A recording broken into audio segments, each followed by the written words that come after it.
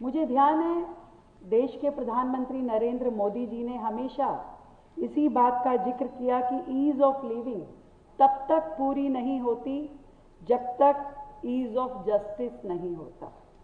आप कैसे ऐसे समाज में जी सकते हैं या देश में जी सकते हैं जहां आपको न्याय ना मिल पाए, आप अपनी किसी भी परेशानी को या तकलीफ को उसके लिए जस्टिस ना ले पाए, न्याय आपको ना मिल पाए। और लगातार इसी कारण से देश में मोदी जी की सरकार आने के बाद सैकड़ों कानून जो कि आज के वक्त में बिल्कुल बेबुनियाद थे, जिनका कोई आज के समय से लेना देना नहीं था, उन्हें डिलीट किया गया, उन्हें ख़त्म किया गया। 1500 के करीब वो कानून जो कि आज हम पढ़े तो हमें हंसी आए कि ये किस समय बनाए गए थे। और इसी तरीके से जिस तरीके से उन्होंने हमारे इस न्याय के तंत्र को मजबूत किया, दंड संहिता होती थी, उसे न्याय संहिता का नाम देकर के अंग्रेजों के ज़माने से चल रहा था। उनके सामने तो भारतीय लोग दंड के अधिकारी थे, इसलिए पिनल कोड बना था कि इन्हें सज़ा मिलनी चाहिए, इनके लिए ऐसे कानून बनाने हैं, वो सब तरीके थे हमें सज़ा देने के। पर आज उसकी परिभाषाएं अलग हो गई हैं। आज दंड नहीं, न्याय की बात होती है। न्याय मिले ये जरूरी है और इसीलिए सरकार ने जो आमूलचूल परिवर्तन आज के कानूनों में किया वो काबिले तारीफ है। और इसी तरीके से आप सब की फर्म्स, बहुत बड़ी बड़ी फर्म्स जिनको हमने यहाँ से अवार्ड दिया, लगातार इसी दिशा में काम कर रहे हैं कि कैसे लोगों तक इस न्याय को, इस कानून को पहुंचाया जा सके। और इसीलिए आप समाज में काम कर रहे हैं, सरकारें काम कर रही हैं, तभी जिस सपने को हम देखते हैं, जिस विज़न के साथ हम काम करते हैं कि हर एक तक ये जस्टिस पहुंचे, हर व्यक्ति कानून का अपने अधिकारों के लिए उपयोग कर सके। और इसी दिशा में काम करते करते लगातार आपकी ये सोसाइटी 25 वर्ष पूरे कर रही है। इसके लिए दिल की गहराई से आप सभी को ढेर सारी बधाई, शुभकामनाएं। मुझे भसीन साहब ने बताया कि इस संस्था की नींव आदरणीय अरुण जेटली साहब ने रखी थी। अरुण जेटली साहब हम सबके बहुत ही प्रिय थे, मुझसे तो विशेष रूप से उनका स्नेह था। मैं यूनिवर्सिटी की प्रेसिडेंट थी, दिल्ली यूनिवर्सिटी की, और वो भी दिल्ली यूनिवर्सिटी के प्रेसिडेंट रहे, तो उनका बहुत लगाव रहता है दिल्ली यूनिवर्सिटी से। जब कोई स्टूडेंट उभरता है, नेता बनता है और समाज में काम करता है, और इसीलिए हमेशा उनका गाइडेंस मुझे मिला। आज उनकी कमी हम महसूस करते हैं, पर उन्होंने जो पौधा लगाया आपकी संस्था के माध्यम से, SILF के माध्यम से, वो आज एक बड़ा वृक्ष बन करके पूरे देश में छांव दे रहा है, लोगों के लिए सेवा कर रहा है।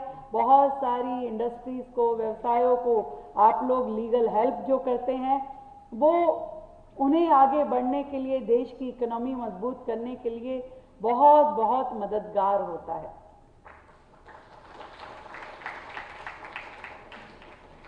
कानून एक बड़ा शब्द है। पहले कहते थे कानून अंधा होता है, मुझे लगता है कि नहीं, कानून देख भी सकता है, समझ भी सकता है, तकलीफों को भी, और कहीं पे अगर गैप हो तो उसे पूरा करने का काम हम सबका है कि ये गैप कहीं रहे ना, कोई ऐसा ना हो किसी के साथ अन्याय हो। और इसीलिए आप सब फर्म्स का होना बहुत बहुत इम्पॉर्टेंट है। ये 150 फर्म्स जो आपकी संस्था से एसोसिएटेड हैं, और वो 20,000 से ज़्यादा एडवोकेट्स जो इसमें काम कर रहे हैं। विशेष रूप से मैं देख रही हूँ कि महिलाएं बहुत बड़ी मात्रा में इस एसोसिएशन के साथ जुड़ी है। मैं आप सबको भी बहुत बधाई देती हूँ और ये कहना चाहूँगी कि हमारे देश में एक नया सवेरा देखने का लोग इंतज़ार कर रहे हैं। उस नए सवेरे को जल्द लेके आने का काम शायद हमारी ये सोसाइटी कर सकती है। वो देश जहाँ, जिसके बारे में वो गीत गाया जाता कि जहाँ डाल डाल पे सोने की चिड़िया करती हो बसेरा, वो भारत देश है मेरा।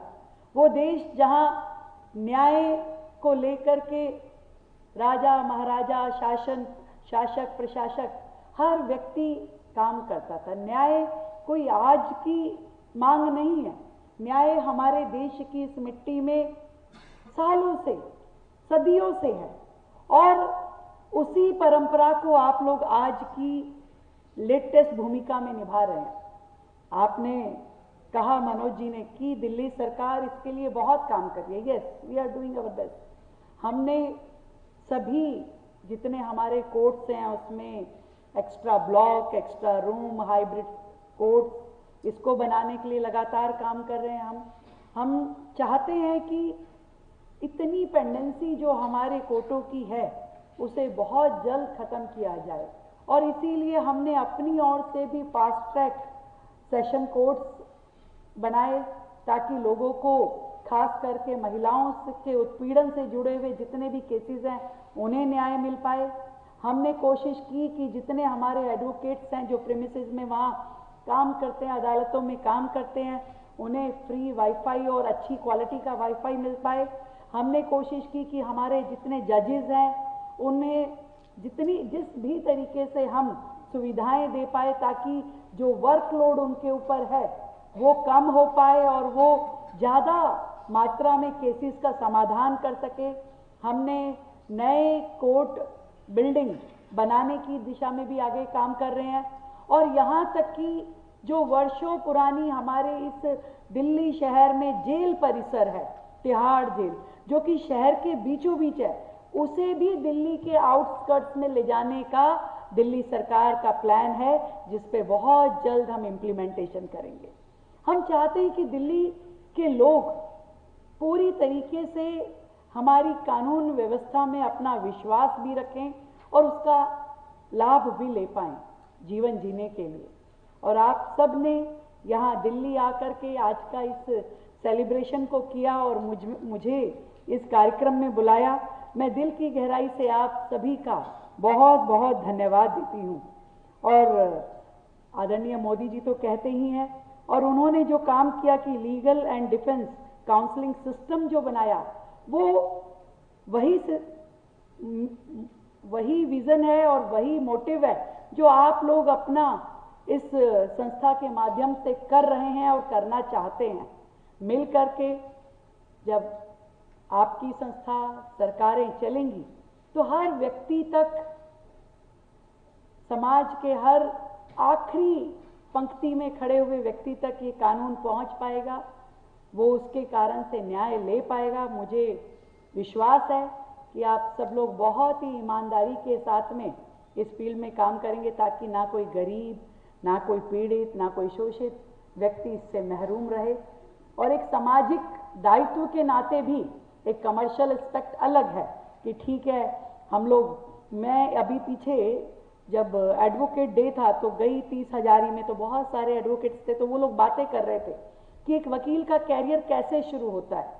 तो उन्होंने कहा भी वकील का कैरियर तो ऐसे शुरू होता है कि पहले तो वकील काम के लिए घूमता है, तो काम करता है तो भी दाम नहीं मिलता है, फिर थोड़ा और आगे बढ़ता है तो काम करता है तो थोड़ा दाम मिलता है, नाम थोड़ा और बड़ा हो जाए तो काम कम भी करे तो दाम पूरा मिलता है, और जब लॉ फॉर्म बना ले तो काम करे ना करे दाम पूरा मिलता है। मतलब सबॉर्डिनेट का इतना बड़ा टीम होता है हेड के पास कि वो इशारा करे तो सबॉर्डिनेट पूरा केस हिस्ट्री बना के लाता है और बताता है कि सर आपने बस अपना एडवाइस देना है। तो मैं पूरी तरह एग्री नहीं करती इससे, आप ये मत सोचिए कि मैंने कहा है, मैंने सुना उस कार्यक्रम में। तो मैं ये समझती हूँ कि हमारी ये लीगल फर्म्स जो हैं बहुत काम कर रही हैं, बेहतर काम कर रही हैं, और अधिक आने वाले समय में अपनी सोशल रिस्पॉन्सिबिलिटी समझते हुए काम करेंगी। मैं अक्सर एक बात जरूर कहती हूँ हर मंच पे कहती हूँ, और मुझे लगता है कि ये बार बार दोहराने से, क्योंकि 140 करोड़ भारतीयों तक तो मैं नहीं पहुंच सकती, पर शायद ये बात लोगों के दिलों तक पहुंच पाए। जब सरहद पे खड़े हुए सैनिकों को हम देखते हैं तो ये मन में महसूस होता है कि भाई देशभक्ति इसे कहते हैं। पर मैं ये मानती हूँ कि हम में, हर एक व्यक्ति में देशभक्ति है। हम भी अपने देश के लिए जीना मरना चाहते हैं और कुछ करना चाहते हैं। जब पहलगांव जैसे आतंकी हमले होते हैं तो हमारा भी दिल करता है कि हमें मौका मिले तो हम सरहद पे चले जाएं। पर विश्वास कीजिए कि हम में से किसी एक को भी ये मौका मिलने वाला नहीं है। ना हमें सरहद पे जाने का मौका मिलेगा, ना बंदूक उठाने का मौका मिलेगा, ना दुश्मन को गोली मारने का मौका मिलेगा, ना सीने पे गोली खाने का मौका मिलेगा। हमें देश के लिए मरने का मौका नहीं मिलने वाला, पर हाँ, देश के लिए जीने का मौका हम सबके पास है। आज भी है, अभी भी है, और हम सब अपने देश के लिए जीना शुरू करेंगे, कुछ कुछ थोड़ा थोड़ा भी करना शुरू करेंगे तो आपका ये छोटा प्रयास देश के लिए बड़ा विकास बन सकता है। इस बात का मैं आप सबको विश्वास दिलाती हूँ। ढेर सारी बधाई, शुभकामनाएं।